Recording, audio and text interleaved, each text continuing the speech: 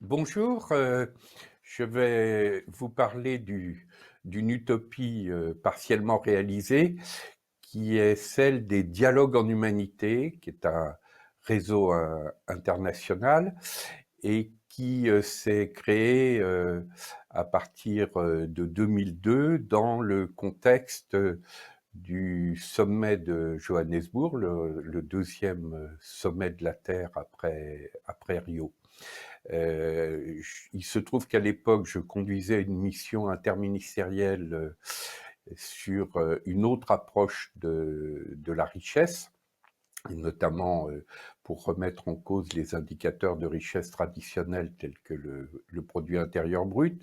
Je participais du même coup à un certain nombre d'initiatives préparant le sommet de Johannesburg, puisque cette question des indicateurs de richesse, elle est internationale. On se souvient par exemple des indicateurs de développement humain proposés par le Programme des Nations Unies pour le développement.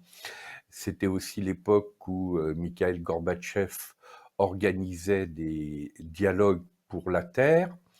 Et je m'étais dit, c'est très bien de faire des sommets de la Terre, des dialogues pour la Terre, mais tous ces problèmes, y compris les problèmes écologiques, sont au fond des dégâts collatéraux de la difficulté qu'a l'humanité à vivre sa propre condition. Si l'humanité est en guerre avec la nature et avec le vivant, c'est aussi parce qu'elle est en guerre avec elle-même. Et donc j'avais cette idée qu'il faudrait organiser aussi des dialogues en humanité.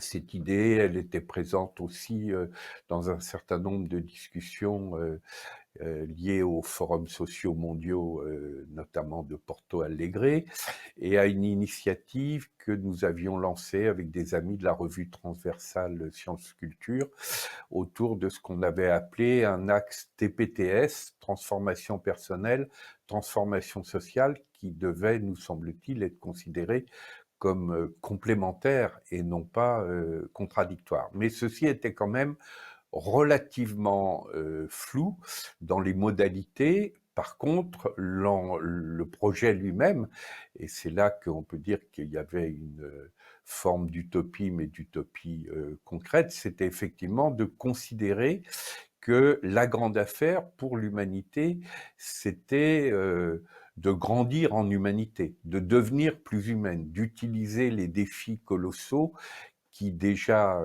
il y a 20 ans, étaient devant nous, pour avoir une humanité plus engagée dans un processus d'humanisation. Nous étions les uns et les autres très marqués par la pensée d'Edgar Morin et la nécessité, après le long processus de l'hominisation, d'aller vers une plus grande humanisation de l'humanité. Pour autant, il n'y avait pas d'éléments concrets de réalisation de ce projet, sauf les débats que nous pouvions avoir à l'époque au sein des forums sociaux mondiaux. L'élément de déclic qui a permis la réalisation de ce projet, c'est que dans le cadre de cette mission interministérielle sur la richesse, j'ai eu une fois un appel de la mairie de Lyon me demandant de venir présenter au maire de Lyon ce projet sur une autre approche de la richesse. Et je me suis dit, ben, c'est peut-être l'opportunité. Je connaissais l'importance des contacts internationaux de la ville de Lyon. Je savais que c'était souvent une plaque tournante pour des rencontres de congrès internationaux. Et je me suis dit, ben, c'est peut-être l'opportunité de développer ce projet des dialogues en humanité. Et à ce moment-là, j'ai appelé une amie, Geneviève Ancel, qui se trouvait à l'époque au cabinet du maire de Lyon, chargé du développement durable, pour lui soumettre cette idée, savoir si elle pensait que c'était quelque chose qui pouvait intéresser le maire. Et à partir du moment où elle m'a répondu oui, j'ai demandé qu'elle soit aussi présente à l'entretien, parce que là, on rentre dans les aspects très concrets d'une utopie. Et je sais que quand on a un projet, si on demande simplement un accord de principe à des responsables publics, c'est complètement insuffisant. Il faut anticiper la suite concrète, et n'étant pas à Lyon, ce n'était pas moi qui pouvais la mettre en œuvre directement, donc c'était essentiel que je puisse faire équipe avec cet ami qui était membre du cabinet du maire. Et c'est effectivement ce qui s'est passé, puisque ça n'était pas très difficile à partir de mon travail sur une autre approche de la richesse et sur le lien avec le programme des Nations Unies pour le développement, de montrer qu'il pouvait être intéressant de développer un projet tels que les dialogues en humanité. Le maire de Lyon m'a effectivement donné son accord, et à ce moment-là, il a pu se tourner vers Geneviève Ancel et lui demander de mettre en œuvre concrètement ce projet avec moi. Et comme quelques semaines après, il y avait le sommet de Johannesburg où la ville de Lyon était également présente, ceci nous a permis de prendre tous les contacts internationaux sur ce projet des dialogues en humanité. Et il y avait même quelque chose d'assez drôle, puisque moi, je me suis rendu à Johannesburg avec en quelque sorte une triple casquette. J'y allais du point de vue de l'État français au titre de la mission interministérielle que je conduisais sur la richesse. J'y allais en tant que citoyen militant des réseaux de la société civile qui étaient engagés dans les forums sociaux mondiaux. Et du même coup, j'y étais aussi au titre de la ville de Lyon pour défendre avec mon ami Geneviève Ancel ce projet. Si je raconte ces éléments, c'est parce que quand une utopie en vient à s'incarner, elle a souvent des contours tout à fait improbables par rapport à ce qu'on aurait pu imaginer. De la même façon que j'imaginais pas forcément que ce projet que j'avais en tête de dialogue en humanité pourrait se concrétiser à Lyon. Si maintenant j'aborde dans l'histoire le point où nous en sommes concrètement, ce qui a été fait, ce qui reste à faire. Ce qui a été fait d'abord dans un premier temps, ça a été d'introduire cette approche des dialogues en humanité comme un élément de fond, mais que nous avons greffé en quelque sorte sur des formes qui restaient traditionnelles. C'est-à-dire qu'il y avait plusieurs rencontres internationales qui se passaient régulièrement à Lyon, et nous utilisions ces rencontres internationales pour introduire ces éléments de fond qui étaient différents. Je me souviens notamment d'une rencontre sur les enjeux mondiaux de la communication, et nous avions posé la question de la communication comme lien, mais aussi comme écran au rapport interhumain. Le terme même d'écran est significatif, puisque c'est aussi un blocage à la communication tout autant qu'un vecteur de communication. Mais nous faisions ce travail d'innovation sur le fond sans changer la forme.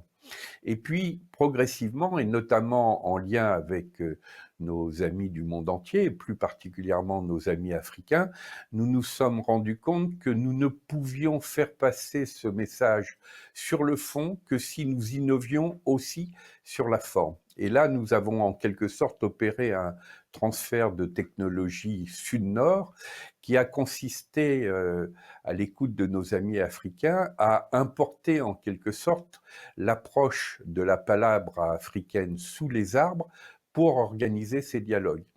Et au lieu d'aller dans des salles de congrès traditionnelles, nous avons investi le magnifique parc de la Tête d'Or à Lyon pour organiser ces dialogues en humanité sous les arbres. Et très rapidement, nous nous sommes rendus compte que cette innovation sur la forme, elle jouait un rôle considérable pour avancer sur le fond, parce que évidemment, quand on échange sous des arbres et en rond, on n'a pas du tout le même type d'échange de qualité que quand on est dans une salle de congrès et avec des interventions à une tribune.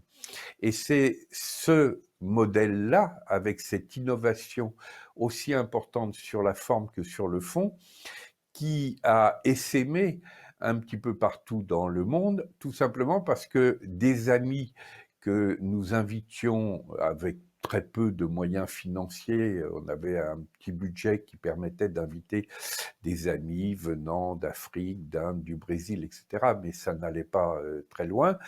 Mais les amis qui participaient à ces rencontres sur les arbres du parc de la Tête d'Or étaient très séduits et nous disaient, mais est-ce qu'on ne pourrait pas reproduire ce projet dans notre pays, dans notre ville, dans notre territoire? On leur disait, mais on peut vous aider et sur le fond et sur la forme, mais on n'a évidemment pas les moyens de vous aider davantage sur le plan logistique. Et donc, ça n'est possible que si vous-même, vous êtes suffisamment motivé et que vous vous auto-organisez en conséquence. Et c'est comme ça qu'en quelque sorte, nous avons réalisé, Geneviève et moi, un principe autogestionnaire qui était une vieille utopie qui nous tenait à cœur, puisque nous nous étions rencontrés dans les années 70 dans l'histoire même du courant autogestionnaire. Et c'est ce qui se passe donc actuellement. Nous avons des amis du monde entier qui se rencontrent, soit physiquement, et à côté de Lyon, il y a eu des rencontres au Brésil, principalement à Salvador de Bahia. Il y en a eu plusieurs en Afrique, aussi bien au Bénin, en Éthiopie, en Afrique du Nord, à Tunis, etc.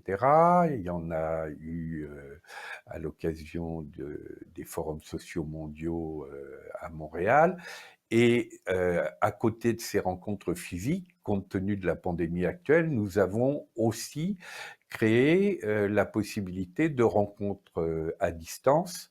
Et l'année qui vient, puisque c'est toujours le premier week-end de juillet, nous espérons bien pouvoir réinvestir le parc de la Tête d'Or, mais continuer aussi les rencontres à distance, puisqu'elles ont l'avantage de permettre que des amis qui n'auraient pas pu être forcément présents physiquement à Lyon participent à nos échanges.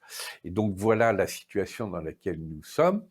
Et quant au projet lui-même sur le fond, d'une certaine façon, il est plus actuel que jamais, puisque au cours des 20 ans qui se sont déroulés, l'ampleur des défis auxquels l'humanité est confrontée se sont plutôt accentués. On le voit notamment avec les questions autour du dérèglement climatique, de la biodiversité, mais aussi avec la montée des risques de guerre, que ce soit des guerres civiles ou de guerres internationales, et du même coup, le rendez-vous de l'humanité avec elle-même, c'est-à-dire le fait d'aller vers une humanité qui soit davantage, pourrait-on dire, sapiens sapiens, parce que comme le dit notre ami Edgar Morin, nous avons une humanité qui est beaucoup plus sapiens des minces. Or, nous avons besoin à la fois de mobiliser l'intelligence de l'humanité, le premier des sapiens, mais d'une intelligence qui soit positive et contributive, et nous avons besoin du second sapiens, c'est-à-dire le sapiens de la sagesse, le sapiens de l'intelligence sensible.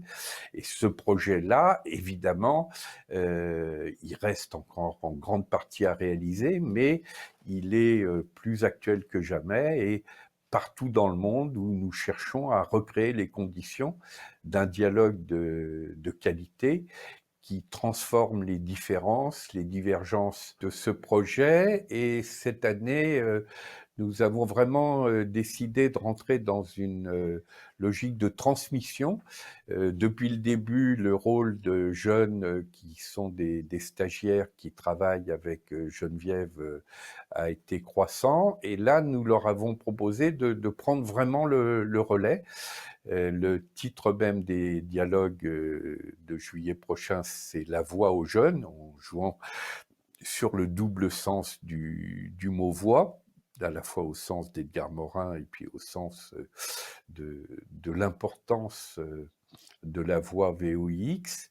Et ça n'est pas du tout pour que les personnes plus âgées comme Geneviève et moi-même abandonnions notre contribution, mais nous nous mettons au service de la façon dont les groupes de jeunes, et notamment beaucoup de jeunes femmes, conçoivent les nouveaux défis de l'humanité. À ce moment-là, nous sommes à leur disposition pour apporter notre propre contribution. Mais parmi les dialogues en humanité, cette transmission générationnelle nous paraît un point tout à fait essentiel. Voilà quelques éléments que je pouvais apporter sur cette histoire qui est en train de se poursuivre. Merci.